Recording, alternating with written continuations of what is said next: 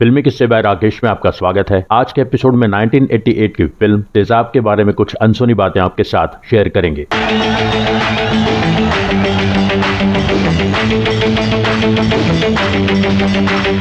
चंद्रशेखर नार्वेकर ने यानी एन चंद्रा ने अपनी स्कूलिंग के बाद ही फिल्म सेंटर तारदेव बंबई में असिस्टेंट एडिटर बन के काम सीखना शुरू कर दिया था। फिर उन्होंने गुलजार के साथ एज असिस्टेंट डायरेक्टर काम करना शुरू किया। सबसे पहले उन्होंने गुलजार को असिस्ट करना शुरू किया जब परिचय फिल्म बन रही थी। ये 1972 में रिलीज हुई। धीरे धीरे एन चंद्रा डायरेक्शन के साथ साथ एडिटिंग की तरफ पूरा ध्यान देने लगे और एडिटर बन गए। अनिल कपूर ने एज मेन लीड हीरो 1983 की फिल्म वो 7 दिन से अपना करियर शुरू किया था, जिसके निर्माता अनिल कपूर के भाई बोनी कपूर थे, निर्देशक बापू थे।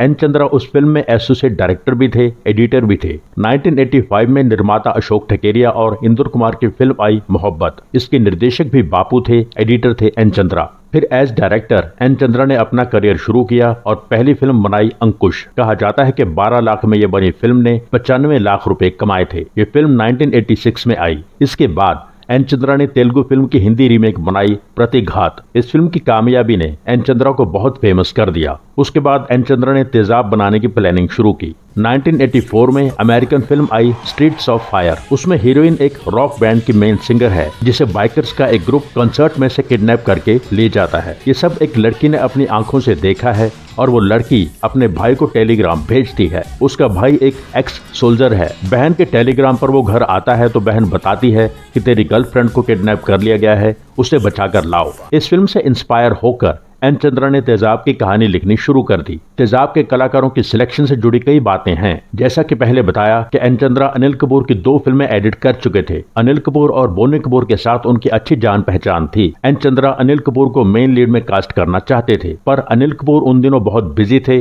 उनकी डेट्स की प्रॉब्लम हो रही थी। कहा जाता है कि फिर एन चंद्रा ने मेन लीड रोल के लिए आदित्य पंचोली को साइन कर लिया। आदित्य पंचोली ने फिल्म के लिए तैयारियां भी शुरू कर दी। फिर बोनी कपूर ने एन चंद्रा से कहा कि तुम अनिल कपूर को ही मेन लीड में साइन करो, डेट्स की प्रॉब्लम सॉल्व हो जाएगी। जब भी किसी और फिल्म की शूटिंग कैंसिल होगी वो डेट्स तुम्हारी फिल्म को मिल जाएंगी। एन चंद्रा मान गए और इस तरह अनिल कपूर तेजाब के हीरो बन गए। आदित्य पंचोली को बोनी कपूर पर बहुत गुस्सा आया, पर तब उन्होंने ज्यादा रिएक्ट नहीं किया। फिर कई साल बाद सुभाष घई के बैनर में त्रिमूर्ति बन रही थी, जिसे डायरेक्ट कर रहे थे मुकुल आनंद। तब आदित्य पंचोली को 3 भाइयों में से एक रोल में साइन कर लिया गया। बाद में आदित्य पंचोली को हटाकर उस रोल में अनिल कपूर को ले लिया गया। कहा जाता है ऐसा बोनी कपूर ने ही करवाया था। आदित्य पंचोली की तरफ से अनिल कपूर और बोनी कपूर को थ्रेटनिंग फोन कॉल्स जाने लगी। बात यहां तक पहुंच गई कि पुलिस इन्वॉल्व हो गई और आदित्य पंचोली ने अपनी गलती मान ली। खैर, तेजाब की बात पर लौटते हैं।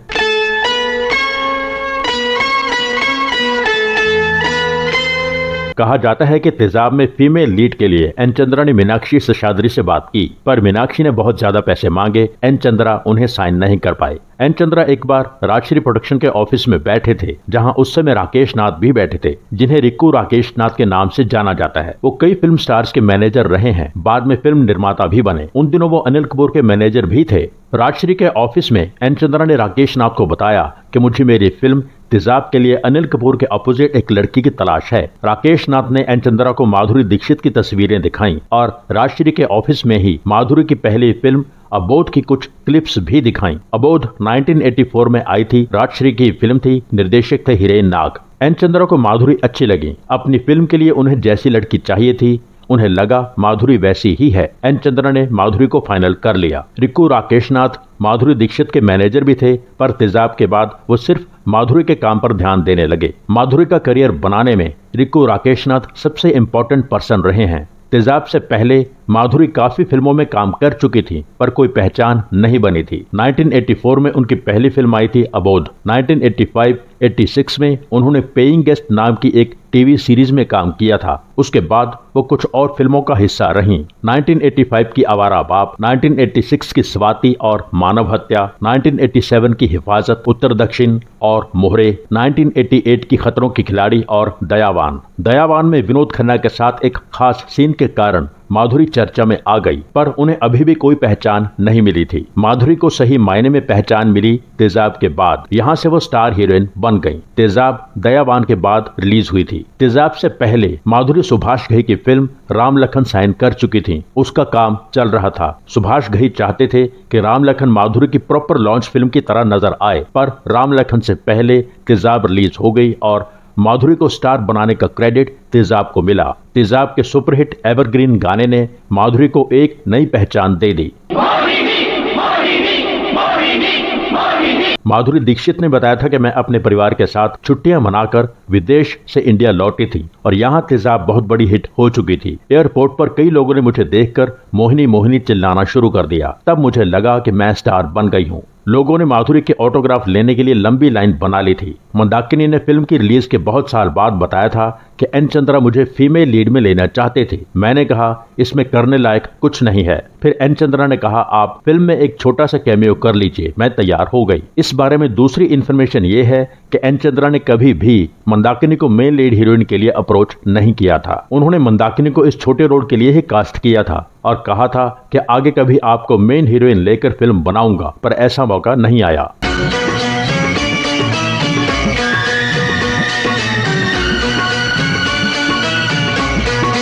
एन चंद्रा ने नाना पाटेकर को भी तेजाब में एक इम्पोर्टेंट रोल के लिए फाइनल किया था। फिल्म का मुहूर्त 27 फरवरी 1987 नटराज स्टूडियो में हुआ था। इसके इनविटेशन में नाना पाटेकर का नाम साफ देखा जा सकता है। जिन तारीखों में हैदराबाद में कुछ दिनों के लिए तेजाब की शूट के लिए नाना पाटेकर की जरूरत थी, उन दिनों नाना पाटेकर बंबई में BR चोपड़ा की फिल्म अवाम को पहले ही डेट्स दे चुके थे। एन चंद्रा ने नाना की जगह उस रोल में धर्मेंद्र को कास्ट करने का प्लान बनाया। ये भी कहा जाता है कि धर्मेंद्र ने एक आध दिन तेजाब के लिए शूटिंग भी की, फिर डेट्स की प्रॉब्लम की वजह से धर्मेंद्र ने यह फिल्म छोड़ दी। दूसरी बात ये कही जाती है कि जब धर्मेंद्र को कास्ट कर लिया गया तब अनिल कपूर बहुत परेशान हुए। उन्होंने एन चंद्रा से साफ साफ कहा कि अगर धर्मेंद्र इस फिल्म में आ गए तो फिल्म उनके नाम की हो जाएगी, भले ही उनका रोल छोटा हो, फिल्म उनके नाम से जानी जाएगी।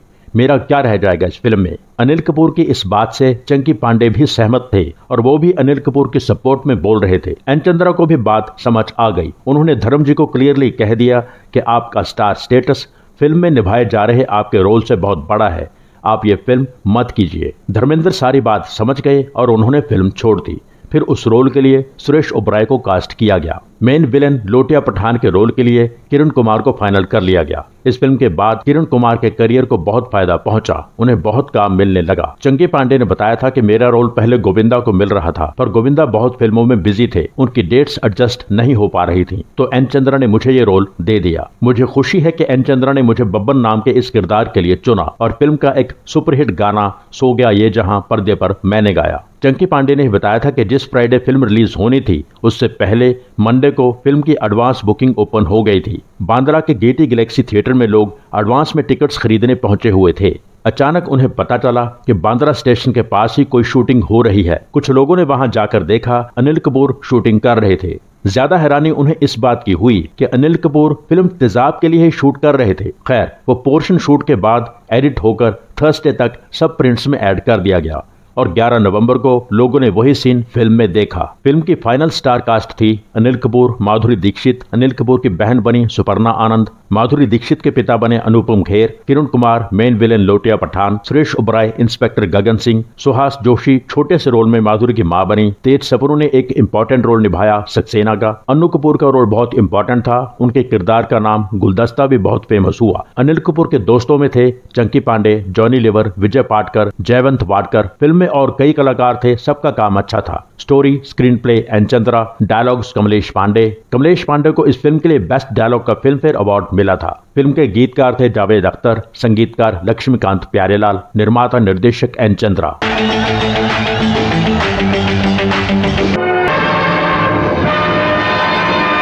तेरी जिंदगी और मौत के बीच का फासला मुन्ना के चाकू की धार से ज्यादा नहीं है। मैं तो भूल जानी। तुम में से मुकुट बिहारी कौन है? मैं ये जानना चाहता हूँ कि ये महेश से मुन्ना कैसे बन गया। अगर जान देने का इतना ही शौक है ना तो कहीं से भी कूदो। ये शौक नहीं, प्यार है, प्यार। मोहिनी मोहिनी और मुन्ना की खबरें लगातार आपको देता रहा, मुन्ना को फंसवाया।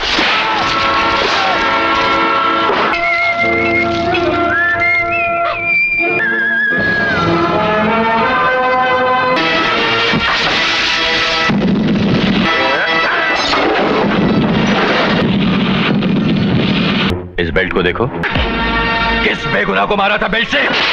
नफरत करती हूँ मैं उससे, नफरत करती हूँ उसके ख्याल से। यही तो चाहता था वो। मैं नहीं नाचूंगी, खत्म कर दो। लोटिया पठान की अदालत में सिर्फ एक ही कानून चलता है, जान के बदले जान और भाई के बदले बहन।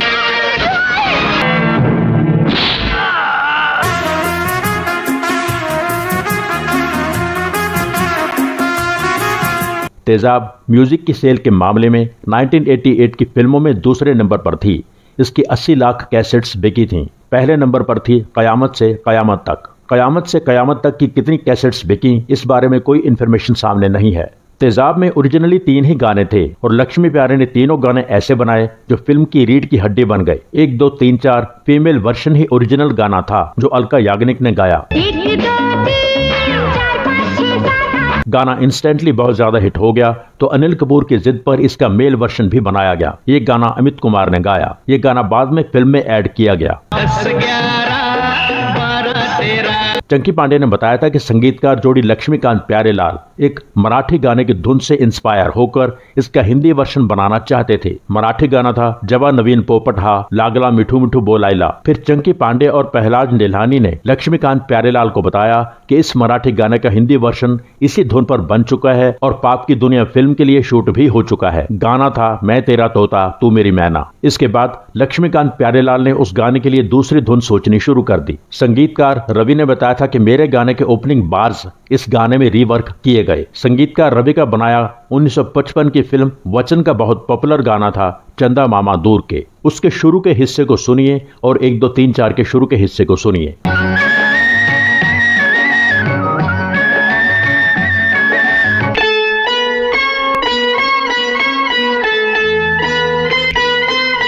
संगीतकार लक्ष्मीकांत प्यारेलाल ने गाने की धुन तैयार करने के लिए डमी बोल्स 1, 2, 3, 4 रख लिए। इस तरह 13 तक मुखड़े की धुन बन गई। जावेद अख्तर ने इसी काउंटिंग को कंटिन्यू करके पूरा गाना लिख दिया। ये सारा गाना बहुत कम समय में लिख दिया गया था। फाइनली गाना कितना ज्यादा हिट हुआ ये तो आप सब जानते ही हैं। क्योंकि गाना फिल्म के शुरू में ही था तो लोग बार बार गाना देखने सिनेमा आते थे और गाना देख के चले जाते थे। इस तरह की बहुत रिपोर्ट्स आईं। कोरियोग्राफर सरोज खान ने ऐसा कमाल किया था कि गाने के डांस स्टेप्स भी आज तक लोगों को अच्छी तरह याद हैं। इस गाने के लिए सरोज खान को best choreographer film fair award मिला था। बेस्ट कोरियोग्राफर ये अवार्ड 1989 के फिल्म फेयर अवार्ड्स से ही शुरू हुआ था। यहीं से सरोज खान और माधुरी दीक्षित की हिट गानों की जुगलबंदी शुरू हुई। 1, 2, 3 गाने के लिए सिंगर अलका याग्निक को भी best playback singer female film fair award मिला था।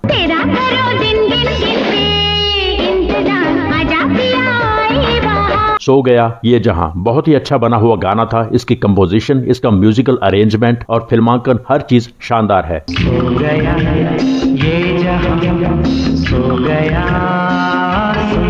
गाना नितिन मुकेश, अलका याग्निक और शब्बीर कुमार ने गाया।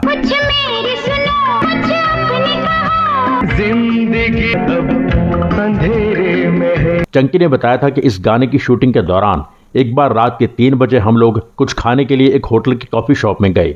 मैनेजर हमें देखकर हैरान हुआ और उसने बोला कि मैं डॉक्टर को बुला दूं। तब हमें ध्यान आया कि हमने वही कपड़े पहने हुए हैं, वैसा ही मेकअप था जिसमें खून के और चोट के निशान थे। हमने मैनेजर को बताया कि ये सब शूटिंग के लिए हुआ है, हमारा कहीं कोई झगड़ा नहीं हुआ, कोई एक्सीडेंट नहीं हुआ।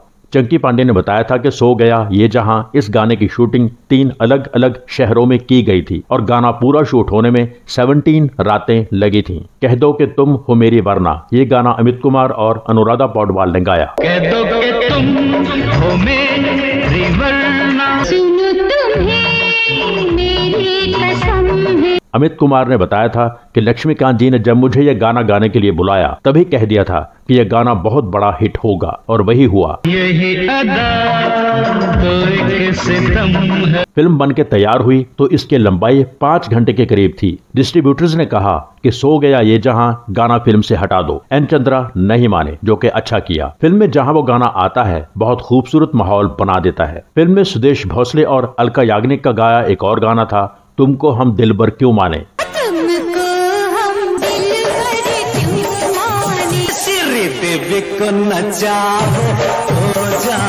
कहा जाता है कि यह गाना पहले फिल्म से निकाल दिया गया था, फिर फिल्म की कामयाबी देखकर 17वें हफ्ते में इसे फिर से फिल्म में ऐड कर दिया गया। ये भी कहा जाता है कि यह गाना पहले शूट नहीं हुआ था, इसे फिल्म की कामयाबी के बाद शूट करके फिल्म में ऐड किया गया। अनिल कपूर उन दिनों बहुत बिजी थे, इसलिए फिल्म की रिलीज के समय शुरू के कई प्रिंट्स में अनिल कपूर के कई सीन्स की डबिंग सुदेश भोसले ने की थी। बाद में अनिल कपूर ने समय निकालकर डबिंग कंप्लीट की और बाद के प्रिंट्स में अनिल कपूर की ही आवाज थी। फिल्म में जो अनुपम खेर का बंगलो दिखाया गया वो बंगलो बाद में एक फिल्म स्टार ने खरीदा था, अब उसी के पास है। आप लोग कमेंट करके बताएं कि वो बंगलो अब किस स्टार के पास है, उस बंगलो का अब नाम क्या है। अनिल कपूर को फिल्म के लिए पहली बार फिल्म फेयर अवार्ड मिला as best actor in leading role. Chunky Pandey ने मीडिया में अनिल कपूर और बोनी कपूर के खिलाफ बहुत कुछ बोला। चंकी ने कहा था बोनी कपूर मैनिपुलेशन करने में माहिर है, अनिल कपूर को अवार्ड भी दिला दिया। अनिल कपूर ने कहा था कि चंकी पांडे शत्रुघ्न सिन्हा बनने की कोशिश कर रहा है। शत्रुघ्न सिन्हा को भी अमिताभ और दूसरे स्टार्स के खिलाफ बोलने की आदत रही, पर शत्रुघ्न सिन्हा खुद भी एक काबिल एक्टर और स्टार हैं। चंकी पांडे तो कुछ भी नहीं है, ना ही एज सोलो हीरो कोई हिट फिल्म दी है। तेजाब का बजट 1.5 से 2 करोड़ के बीच बताया जाता है। ग्रॉस कलेक्शन 16 करोड़ के करीब, नेट कलेक्शन 8 करोड़ के करीब। फिल्म ब्लॉकबस्टर थी। ये 1988 की नंबर 1 फिल्म थी।